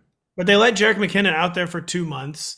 Isiah Pacheco did pop up for a few more catches down the stretch. I think he was frequently catching 2 or 3 balls late in the regular season. He caught 5. In the playoffs. He said he caught 5 in the AFC Championship game. He more than held up his end of the bargain between the tackles. And it just seems like he might be making himself undeniable. And it's just inexcusable that he's going outside the top 24 and should be going inside the top 20 and running back, in my opinion. So that's the ultimate arbitrage opportunity. It's the Mattison versus Pacheco ADP. What about another player that's thrust into I think an improved situation for sure, where there is a lot of affinity in the industry for Elijah Moore. Much affinity. And yet we had a team walk away from him and get very little in return. It's tough. I love how good he was as a rookie. He had one of the highest route win rates. We talked about route win rate earlier. He had one of the highest route win rates as a rookie, and perhaps one of, if not the best route win rate from his class that year. And yet the following year, he's disregarded and totally marginalized, and then just punted to Cleveland. It's hard for me to be like, okay, I'm getting right back on that horse, chasing that college profile. It's a mistake I've made before where I'm like, this guy had a 40% college dominator. This guy came out early. This guy had incredible competition for targets and was still on the field and productive with DK Metcalf on one side and A.J. Brown on the other. How can he not be great in the pros? And then I stick around an extra couple of years drafting this guy to no avail. He just seems like the classic player where the fantasy community likes him more than the real life NFL community. It is interesting because there's nothing to go on. Like you said, the rookie season was compelling. I think even like the efficiency metrics were pretty compelling. He was kind of a targets commander. Last year, the alibi is very convincing, and that Zach Wilson was just truly horrific. Like, no way to sugarcoat like how bad Zach Wilson was last year. But he wasn't commanding targets with any of the Jets quarterbacks because he wasn't even on the field because the coaching staff was so over him. Very strange situation what happened with him in New York. He was essentially like the Browns' top draft pick this year. I was kind of surprised they even got as much as they did for Elijah Moore, the Jets, after they essentially gave up on him. I thought the Browns could have maybe paid less than they did. It's an improved situation, but I know they're out there. I mean, the quarterback's still like stumping for DeAndre Hopkins. And I just like, what is really the upside for Elijah Moore? I'm not. It's weird. He's young. There's still stuff that you can like genuinely cling to. He's a player. I'm letting other people do it. That's right. I think you got to let other people do it. As a rookie, he was not as efficient as we might remember. His yards per team pass attempt, 0.96, rate number 66. Yards per route run, 1.75. That was ranked number 52. The stat I think that you are referencing is his targets per route run, his target rate on playerprofiler.com. That was 25%. That was top 30 in the league. So that was the target commanding that he did do as a rookie. That was impressive. There was not a lot of competition for targets, though, in New York. And so the story we were telling ourselves prior to 2022 is a story I think we're better off forgetting. It's true. That's our assessment and our advice to fantasy gamers. On the other hand, all the things we were talking about with Antonio Gibson in 2021 and 2022, I would suggest remembering that and running it back. I think we run it back with Antonio Gibson. No J.D. McKissick. Why the hell not? Now we're getting multiple high praise quotes from coaches in April, May, I'm in. No, it's true. And it never made any sense why he wasn't more involved as a pass catcher. It's weird that it took J.D. McKissick injuring his neck, very unfortunately, for them to finally make him more of a pass catching consideration. But they were finally using him the way he should have always been used in the second half last season. And it was very grinding type production from Brian Robinson. He might be better as a sophomore if kind of the overall environment is better. I think the overall environment should be better under. Okay, can I tell you something? Tell me something. Can I? I'm going to share this with you, and this might make it into a Rotoworld, NBC Sports Edge bit of analysis, news blurb or not. I can tell you this, and this is something that I'm reporting exclusively here. And again, you can use it or not. You don't even have to attribute it to me, right? But it's something important that I think that you should know, that all the writers at Rotoworld should know, and that maybe this isn't public yet. I'm not, but it's going to be very important for this. It actually also affects Antonio Gibson in a major way, but it's primarily about Brian Robinson. Okay, all right. He stinks. I know. he might not be good. He might just be a true grinder. And you can see that in the coaching staff comments where it's very bizarre. So he's going into his second year in the league, and they're not saying anything about him. And they're talking up the guy who's kind of already struggled for them in Antonio Gibson. It is a very, very bad sign for Brian Robinson that it's Antonio Gibson who's on his third opportunity. And it's still, he's the one getting the coaching staff hype and not Brian Robinson. That is a very, very bad sign for Brian Robinson. I've seen Brian Robinson get drafted in startups every time, and I laugh. He should still be drafted in redraft just because he might. No, he gets drafted. No, he should be drafted. I'm not saying he shouldn't be drafted. I'm just saying every time someone picks him in a draft room that I'm in, mostly Dynasty because it's Dynasty week, but also any format, as you're mentioning, I laugh. I can't help it. I laugh. He's not good. I mean, it was a crazy rookie year for him. Not ideal start to the year. And who knows how much that really affected him. And, he's also thrust in when he did return to a horrible offense. It was not a great situation to be an early down grinder. Right, I know. I appreciate you. I appreciate you on the other side of the debate, just trying to play this role so that we can have a balance. Right, we can have the yin and the yang.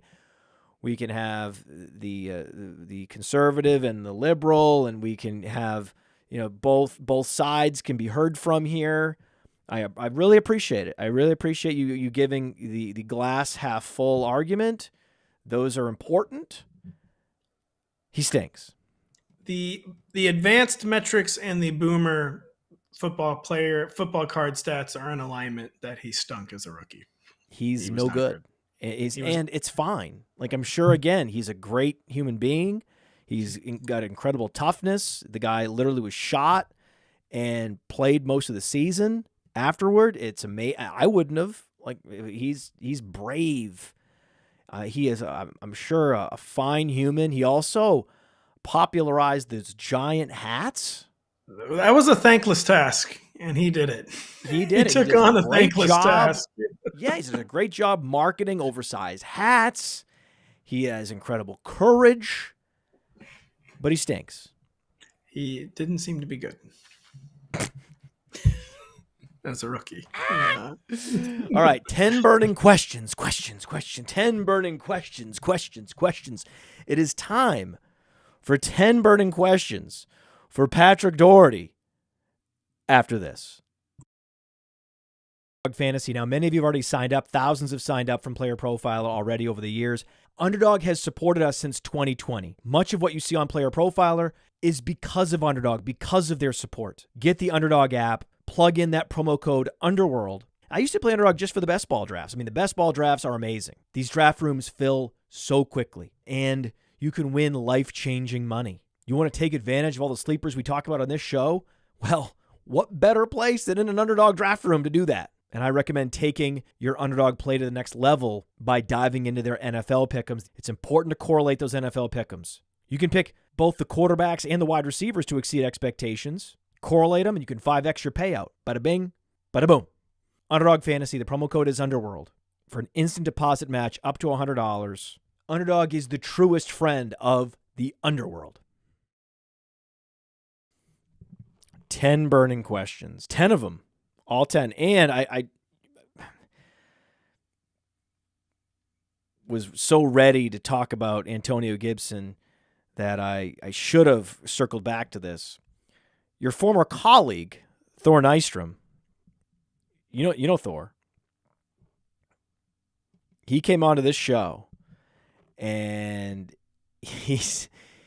we're talking about the quarterback class from 2021, and we're talking about Trevor Lawrence, talking about Justin Fields, and I asked him about this Zach Wilson, and he just said Zach Wilson can't play. Zach Wilson's no good. He was out in front on that one. It was amazing. It was like one of my favorite clips in the show history. It was him absolutely dunking on Zach Wilson before the draft, when it was preordained this guy was going to go top 3. Thor was way out in front of that. And Zach Wilson is Drew Lock with no dog. And you don't want to be Drew Lock anything. Being Drew Lock with no dog, I mean, you're in a franchise ruining position. And that's what Zach Cody Wilson Carpenter will love that turn of phrase there, that characterization of Zach Wilson. That's picture perfect. So now 10 burning questions for RotoPat. Jamar Chase over Justin Jefferson. Who says no? I want to agree. I think I saw you workshopping this take on either one of your clips or on Twitter, and I want to agree with it. I've always drafted Jamar Chase ahead of Justin Jefferson. I did last year. I just think Justin Jefferson at this point is like the most perfect compiling machine we've seen since Antonio Brown. And then even with Jamar Chase being like the true alpha, the true over-the-top winner, like really still like the spiked weak guy, I just think Justin Jefferson can't be out-compiled. He just cannot be out-compiled. And he will not be out-compiled. He refuses to be out-compiled. And even in real life, I am still taking Jamar Chase, even though I do love Justin Jefferson's real-life game. Fantasy. What a fake out. He cannot be in fantasy. He cannot be out-compiled, Matt. He just can't be out-compiled. That was brilliant. Who the hell are these people drafting Davante Adams at his ADP? It's very interesting because it's down to wide receiver 8. I think it was like wide receiver 5 or 6 for a while. And I think it's an interesting contrarian play because I think the one idea Josh McDaniels is going to have this year is to throw to Davante Adams. So that's like his one plan, his one option, really. It's a problem because Jimmy Garoppolo is so imprecise. And Davante Adams is a receiver, I feel like you need to be precise with him. And we're going to see like all the EPA stuff just blow up with Jimmy G this year. We're going to see how truly inefficient he is, how that was all this Kyle Shanahan and not the quarterback. That is very scary. But like, you know, Josh McDaniels is like, he's like the classic. He's already like he's only one step ahead of the law. You know, he's like backing out of town shooting. And like his one play is still going to be, I got to get as many catches to Davante Adams as I can. And I do think he could overperform his wide receiver 8 ADP. I will say that. It won't feel good drafting him. Or they could drop plays for Jacoby Myers. And that is a concern, man. Yeah. I don't know. I don't know what's going to happen. I don't know what's going to happen. I wish that I had a better idea of what would happen with Davante Adams. I'm nervous. I'm very nervous about this Jimmy G situation. Jimmy G, you want to talk about a player who stinks. Jimmy G stinks. Is so bad. He's overrated. He's overrated. And the crazy thing is he's overrated by a coach who coached him for years in New England. I know. Well, that's just because Josh McDaniels does not have ideas. His ideas, did you used to play for me? And that's like, besides Davante Adams, his ideas are, got to sign Brandon Bolden for some reason. And now, of course, I've got to go sign Jimmy Garoppolo, who is not good and will not stay healthy. And like, doesn't seem like his teammates even really like him. Everything, there's like so many red flags with Jimmy Garoppolo. What I don't like about the Davante Adams situation is that he, by all accounts and reports, is not happy. See, him being checked out is a major concern. I do not like wide receivers that are not happy. I've always had really bad luck in fantasy with unhappy wide receivers. It's true. It never, ever, ever, ever. It sucks, man. But here's why it might work for us. I'm fine with unhappy running backs. Unhappy running backs do just fine. Unhappy receivers will steal your soul.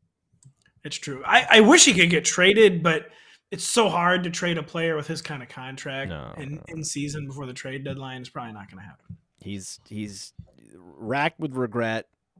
He is, man. You want to talk about a man who is going through public regret. Davante Adams every single day. I thought maybe it was a plan that I had. He is tweeting through it to not much success.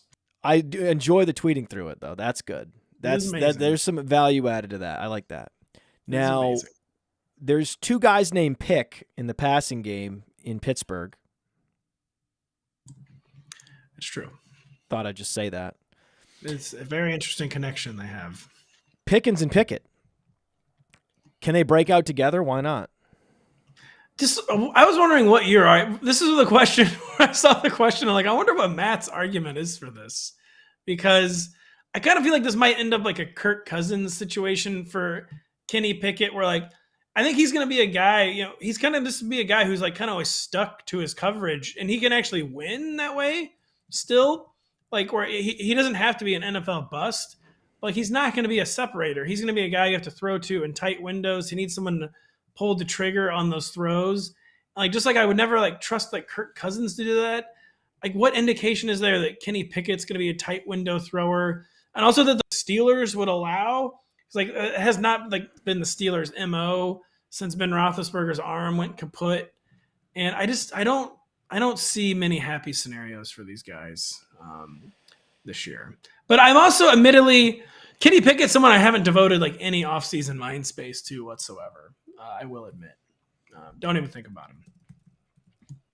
Kenny Pickett's top 10 in pressured completion percentage and deep ball completion percentage last year.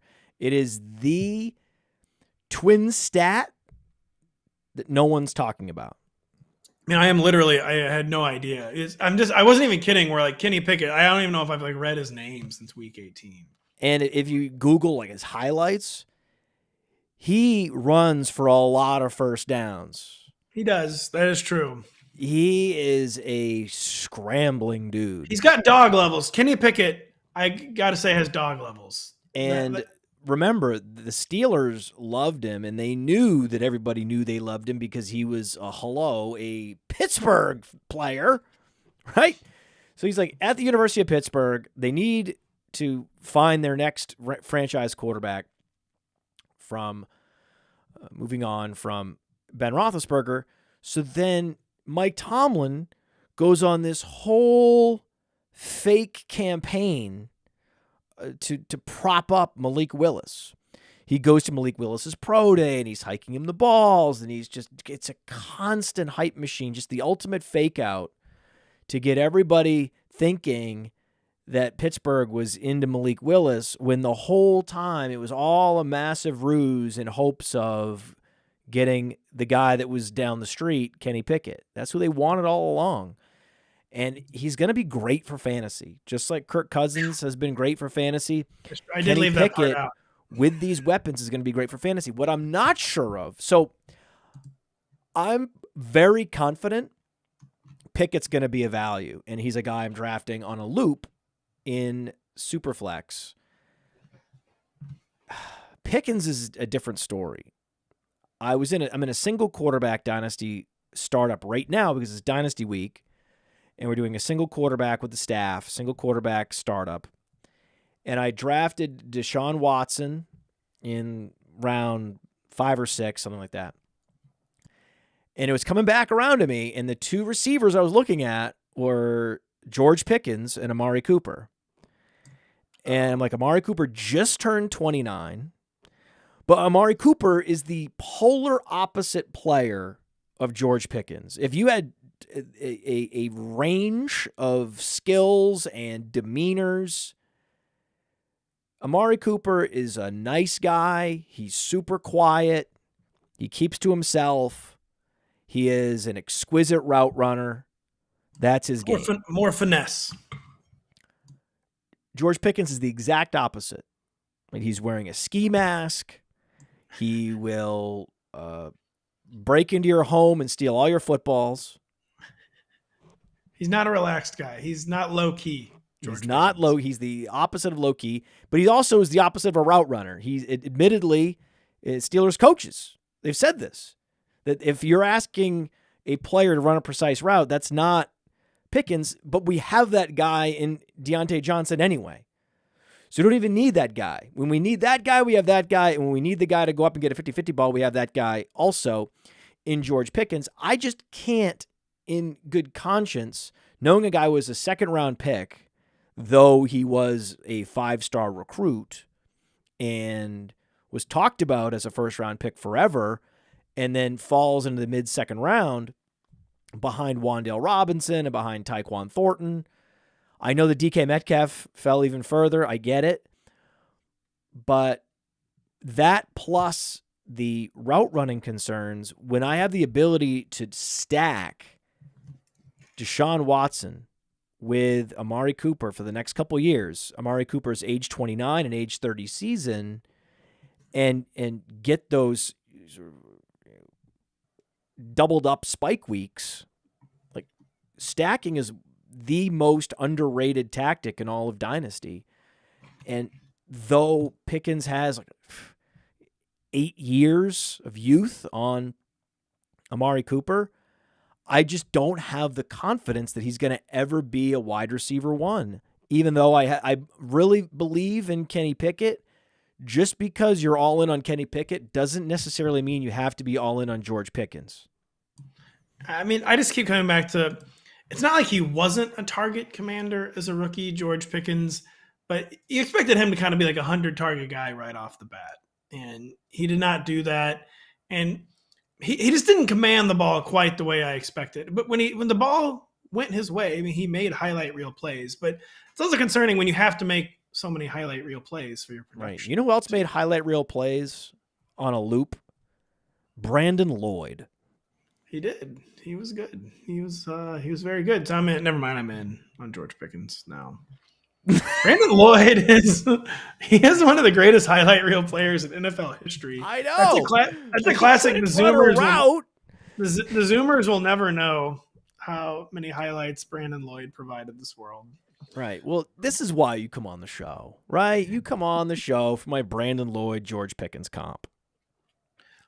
Yeah, that's not happening anywhere else. I can confidently say that. No, it's not. It's not. But so confidence level on Pickett, I would say 8 out of 10. Confidence level on Pickens, I would say 5 out of 10. He's a total enigma. I don't know what I just don't know what to do with him.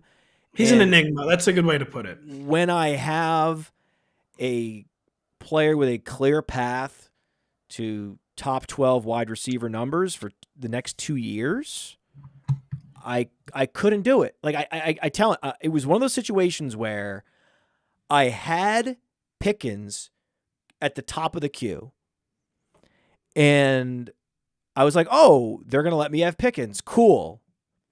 And then I looked at the board and I was like, well, I do have Watson and I do love Cooper this year, but that's fine. I'm going, listen, I got to get Pickens. This is Dynasty, right? He has his whole career ahead of him.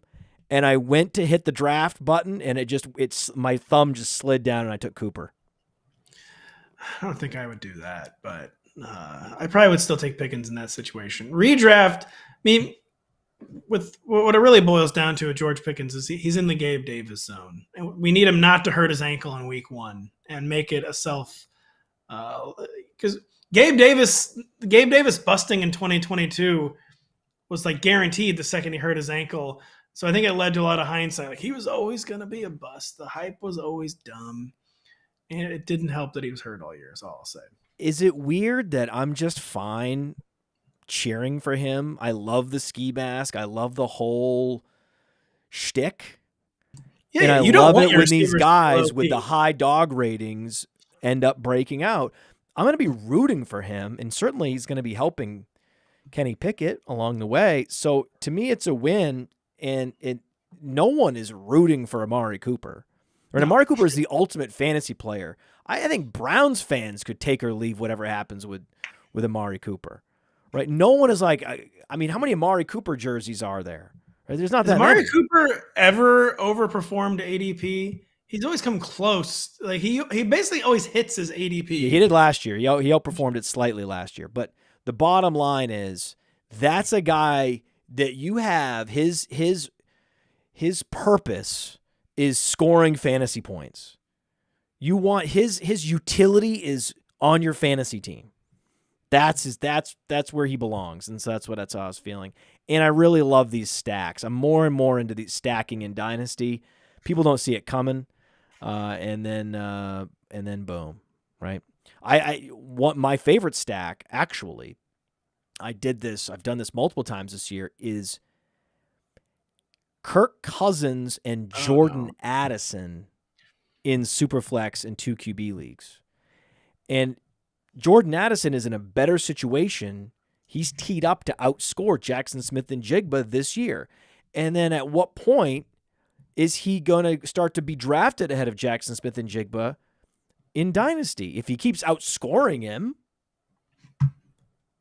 that would help. That would lead to it, I feel like. And, I feel like that would matter, right? Eventually, if you keep outscoring a guy, people will stop drafting the guy you're outscoring based on their feelings about him in college and eventually come to Jesus and draft you instead. I do think it could be a 2 to 3 year thing too, because I think Tyler Lockett is the kind of game that will age well for one. So he's the number 3, and like DK Metcalf. Lockett's likely gone after this year. Is that like, I know the contract situation. He's the kind of guy the Seahawks love him so much. I could see that deal being reworked or him coming back, and because he's like Mr. Seahawk, Tyler Lockett. No, see, this is why you are a narrative-driven analyst. You are head of fantasy football at the premier fantasy news organization, and you're not going to let me get away with, Lockett's contract's expiring, he's gone. And you could be like, no, actually how it works in the NFL is, and what I know about how this team feels about him, and this is their modus operandi. And then all of a sudden I'm like, yeah, Lockett will be back. So I do think Lockett probably will remain with the Seahawks beyond this year. I also think the Seahawks want to pass less than they did last year. So it's like crowded. I think they're going to want to bring the volume down a little bit. I mean, as telegraphed by using another day 2 pick on a running back. Pete Carroll's like talked about it a lot this off. They don't want Geno Smith throwing 570 times again. Though he was super efficient in doing so. And like the 2 most under the radar efficient quarterbacks last year were Kenny Pickett and Geno Smith. Those are the 2 guys I've circled. I'm already making like a Scott Fishbowl cheat sheet for everybody. Scott Fishbowl is a Superflex format, and I have circled Pickett and Geno Smith. And Geno, too, kind of like blew up all the narratives about him last year because he actually graded out well under pressure. Well, that used to be the thing on Geno. Like, oh, man, you pressure him, he folds like literally immediately. And there was a little bit of that in some big moments last year, but he graded really well under pressure on Pro Football Focus. And I do think the Seahawks, though, just like philosophically are going to want to dial it back to being a more balanced offense. They wanted the deeper backfield. They have the deeper backfield. JSN was just kind of, too, like a need pick, which seems weird when you have DK Metcalf and Tyler Lockett. Right. But Lockett could be gone, like you said. And like last year, they just didn't have a number 3 receiver. They just like straight up didn't have a number 3 receiver, the Seattle Seahawks last year. There was like a blank space in their third receiver spot where they did not have a third receiver. Isn't that what you should be doing though in the first and second round? You should be accumulating depth. That's true, and especially if it's at a position of need. I mean, come on. I know. Seattle. Well, you can maybe make a depth pick if you have like, if you're in like the 20s, I could see making more of a depth argument than a blue chip talent argument. But he's a blue chip talent anyway, though. All JSN. of these picks are always mistakes. Pretty Always much. mistakes.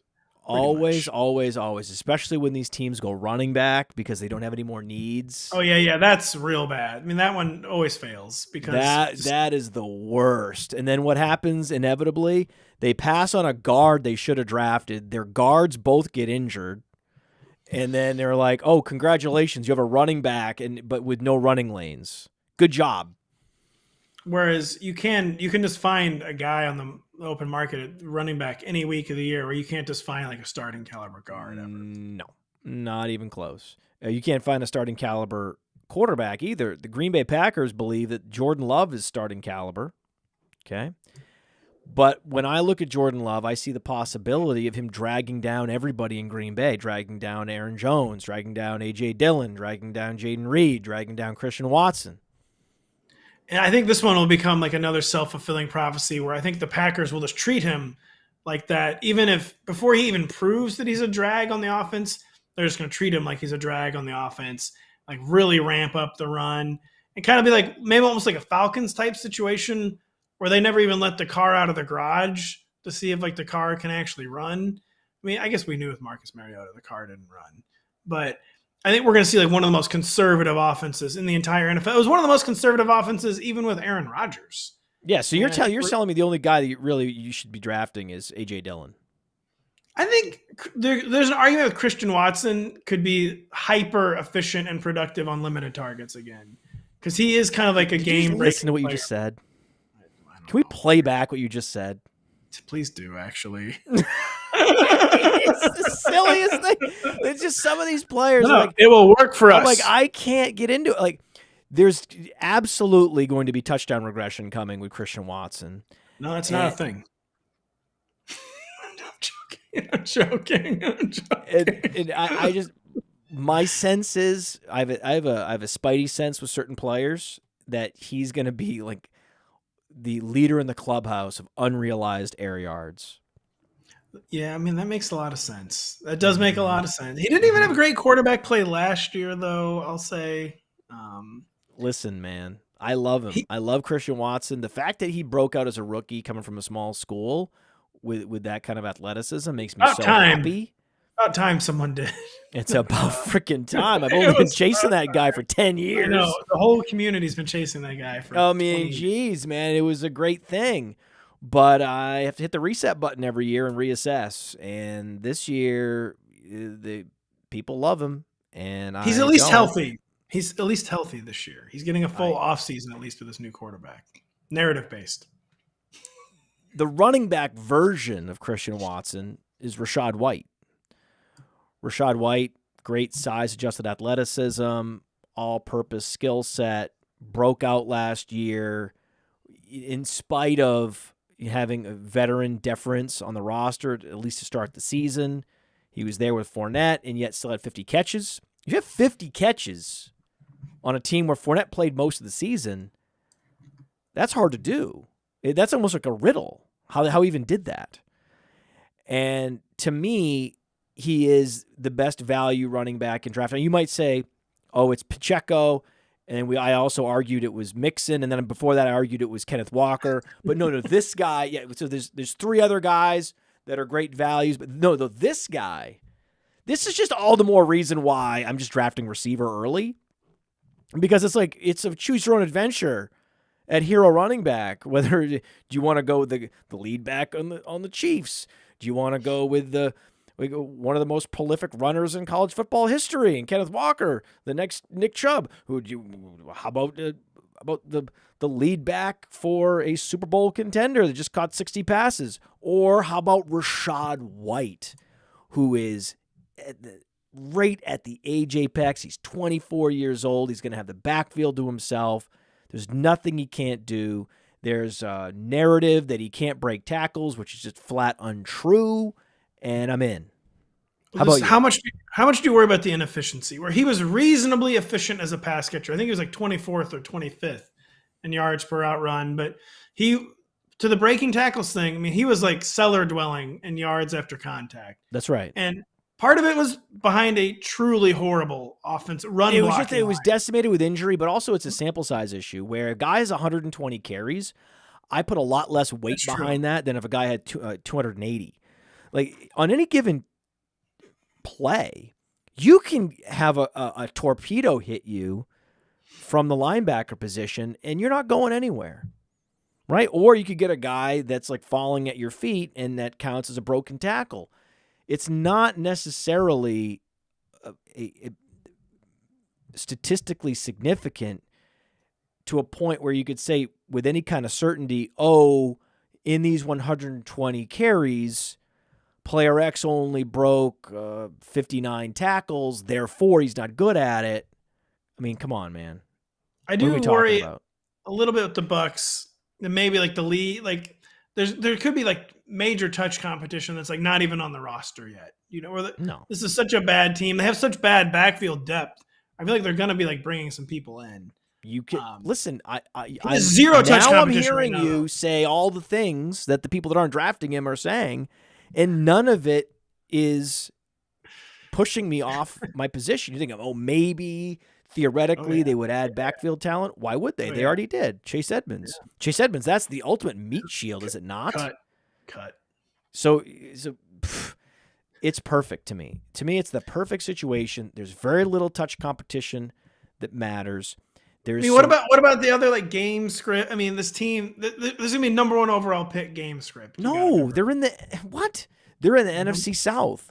Oh man, they're going to be in a lot of these games. It's they're in a lot of these games. There's another team in the NFC South named the Atlanta Falcons, and there's arguments that Bijan Robinson should be the 101 in fantasy drafts, even though there'll be precious few games in that division where either team scores 20 points. Big deal. What I care about is the fact that Rachaad White's going to be out there catching 5 balls a game, and then he's going to be the guy in the red zone. That part's basically inarguable. Unless he becomes the new Chase Edmonds, where that's all he does is like catch some passes between the 20s, and for some reason he's like not the guy in the red zone. The arguments against him that I'm hearing from you are a bunch of this could happen, but it's a low probability. I'm just throwing this unlikely event could happen with Rachaad White, and that would be bad. Well, what if he retires? Yes. Checkmate. Yeah, so right. Everything I'm throwing out there, like a 9% chance of happening. You might call it a floor play because it is the Bucs, right? So yes, he does have a high floor, but the ceiling is Baker's been playing hurt, and if he plays better and can just get the ball to Godwin and Evans and White in the passing game, that the offense will be more efficient. They'll actually be in games, and they could end up near the top of the division, competing for that. Whoever is going to be 7-10 and make the playoffs from the NFC South, someone's going to finish 7-10 and make the playoffs. It could be the Bucs. I think the Bucs ceiling is probably 5-12. I do think even in this division they're that bad. They're getting Tristan Wirfs back, so the offensive line's going to be better. There's a glass half full argument that I think that you need to reckon with. You need to explore that. You do. I usually just always look at half empty. So. No, you did. No, you did a half full earlier. I did some. I was on a half full run. You did a half full thing earlier that I wasn't buying, but it was a good argument. I really enjoyed it. I was on a half full run for a while. Now I'm back to half empty. Yeah, I like the half empty. I like the half empty on the Alexander Mattisons, on the Davante Adams, on the George Pickens. I like you on empty. I do. Running on empty. That's a song. It is. It's a great one. The Zoomers will never know. Who is that? Let me think. I know who it is. Jackson Brown? It's with an E. Brown with an E. But I got it though, right? I got it. You did. It's an all-time, one of the great classic rock songs, I would say. All right, we're gonna play that for the podcast. I don't have the rights to it right now, but we're gonna play it on the podcast. We'll get it in there. I'm making a note right now. We're gonna get running on empty. In the all podcast. 5 minutes and 20 seconds. Put the link to the podcast in the show description on YouTube, so you guys can go listen to it. It'll be great. All-timer. Jackson Brown. It took me a minute. Full disclosure, it took me a minute to think of who's. I didn't have that like super top of dome. I knew that one up top. My parents wore out his most famous record. It's like a picture of like a desolate mountain road. I think there's a drum kit on it. I can't remember. Hey, Pat. Hey, What is Pat. it, man? I believe you.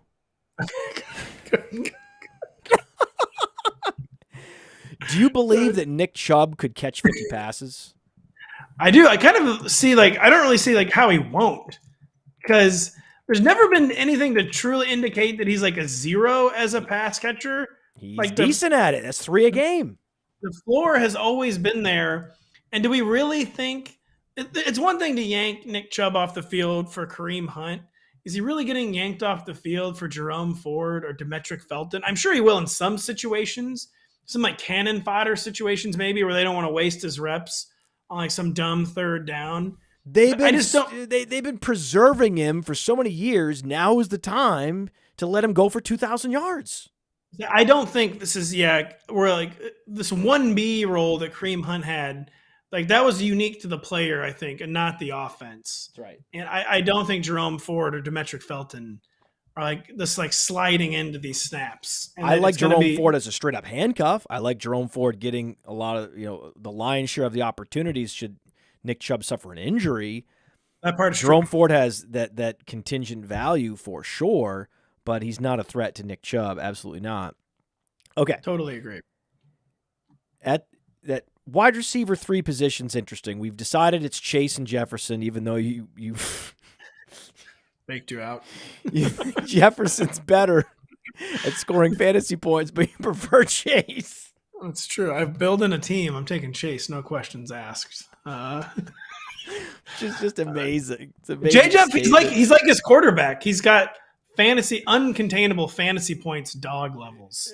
Dogs. Oh, I love how the number of dog rating references today. Kirk Cousins has no actual dog. He's got out of control fantasy dog. Justin Jefferson has both dogs, to be clear. Multiple dogs. Real life dog and fantasy dog. You know what I don't see anymore? Do you know anyone that has a dog house? No. No. The electrified fence killed the doghouse. The doghouse lobby did all they could to defeat electrified fences, and they lost. I think the doghouse is really sad. You don't want your dog living in a house outside. That's a dog culture has totally changed now that we treat dogs like they're little people. Because when we were growing up, do you remember how many like stray dogs there were? Like I feel like my kids will like never even see like a stray dog. I mean, growing up, there used to be like unleashed dogs like all the time. I was scarred for life by I was scarred for life both literally and figuratively by unleashed dogs. So that was their job. I still have little scars on my face from being bitten in the face by an unleashed dog. That was not a stray dog. It was my uncle's dog, but that dog can go to hell. My dad, when it was happening, I think I was 2 years old. My dad, apparently, it's a famous story in my family that my dad kicked the dog, and it was probably like a field goal. And the dog survived. The dog was fine, but like when you see a dog eating the face of a 2-year-old, your parental instincts, you go to a savage place. I have the same thing. I have a scar on my lip. I was bit on my lip by my own dog. There it is. There it is. Now, here's how I was emotionally scarred by a stray dog. I had rabbits, and somehow a wild dog got into our barn and got into the rabbit cage, and just out of pure cruelty, just killed the rabbits, didn't eat them, but just decapitated them. And so, when I was going to school, I was going to get the bus, I saw these 2 rabbit carcasses outside my house, just beheaded. So I was not happy with that situation either. I'm assuming that's been a recurring dream. That sounds like true. So I was like my rabbits, what happened? Oh my God. Oh, did you grow up on a farm, by the way? Yeah, I grew up on a farm, sure. Absolutely. 100 acres in northern Maine. I knew you grew up in Maine. I don't know if I've ever heard the farm part before. Converted dairy farm. It was not a working dairy farm when I lived there, but my father took it over from his father, my grandfather sold out to whatever the local milk consortium was, and what they would do back then is they would pay you not to produce milk. So that's what happened. He basically took a deal and then he was able to sell all his cows and still get the money. That's pretty amazing. It's the American dream. Pretty amazing. Yes, it was an amazing success story to get paid to do nothing. It was great. Shout out to FDR. Yeah. Who saved American agriculture with those kind of policies. I'm serious. Maybe. I don't know exactly what happened, but all I know is as a kid, I was like, that doesn't make any sense. But one day I'll take economics and figure it out. It does make sense at some point. And then my sister was much more into animals than I was, and she ended up becoming a vet. And she went from working on horses and then ended up, then started getting only into like small animals. And then she started specializing in more, only working on dogs. And now you'll not believe what she does. She has a specialty. I think she's the only one in a region that does this, dog acupuncture.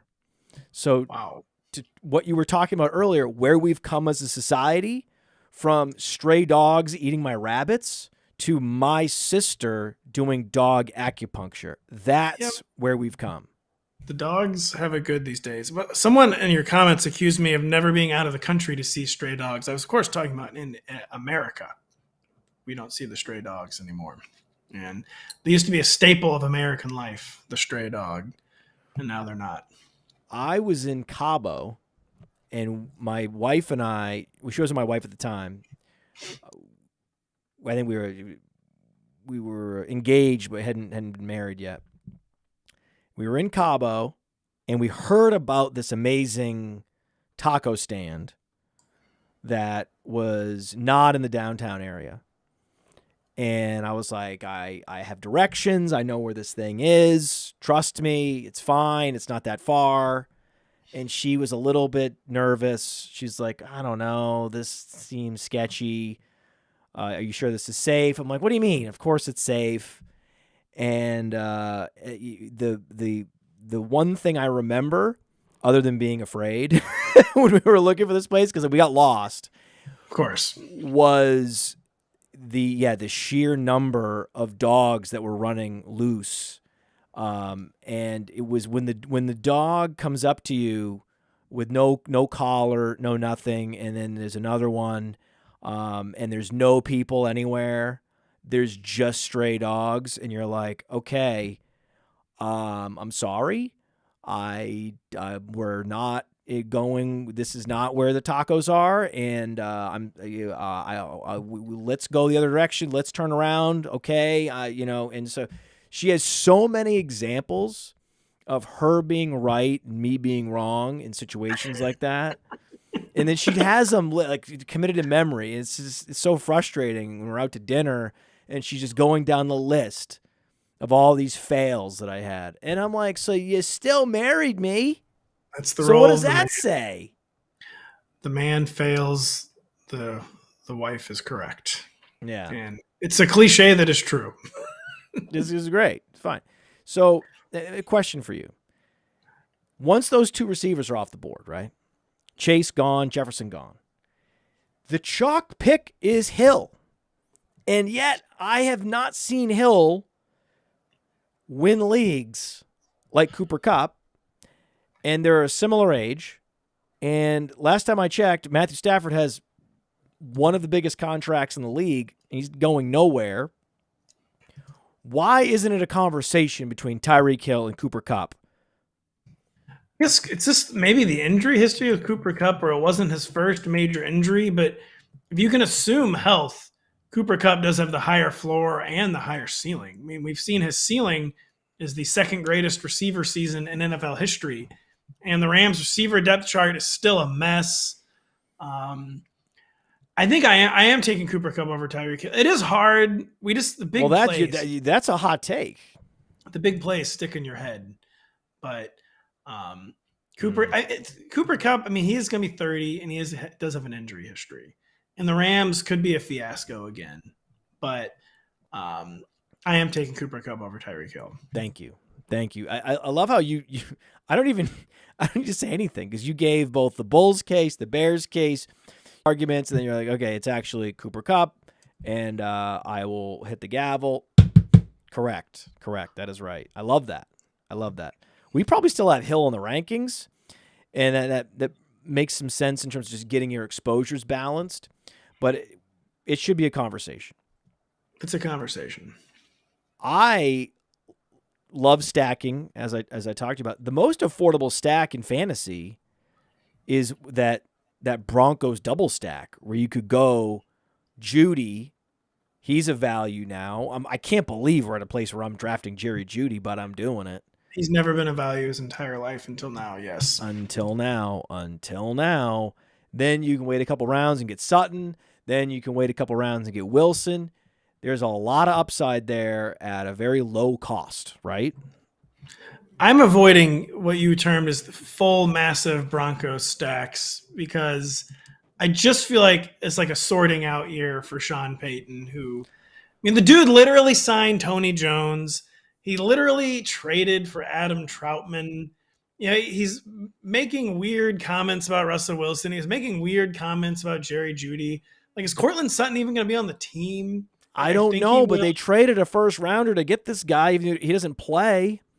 Anytime, it's a pretty clear mistake if you trade a first rounder for a non-player. I would say that's usually the sign of a mistake. And even if you think they're a genuinely elite coach, you cannot be giving up day one draft capital for it. Okay, agree to disagree on the Broncos stacks. I think Broncos stacks are an incredible value. I think you need to get a little more courage so you can just go ahead and follow your heart and not be so racked with anxiety about the Broncos. I think that's the solution to your problem there. A couple more questions. I'll get you out of here. Give me your truther guy. Give me that guy that's at the back of the roster. You're not dropping him. Oh, so we're talking back of the roster truther type. I thought maybe we were talking like where I'm all Isiah Pacheco is the one, right? I find myself. No, that's fine. Pacheco's your truther. That's understandable. You don't do back of the roster guys because you're too big of a deal. You're running fantasy at Rotoworld. You don't have to worry about this fringe guys anymore. Like Ashton Doolin. You don't even know who that is. You don't care.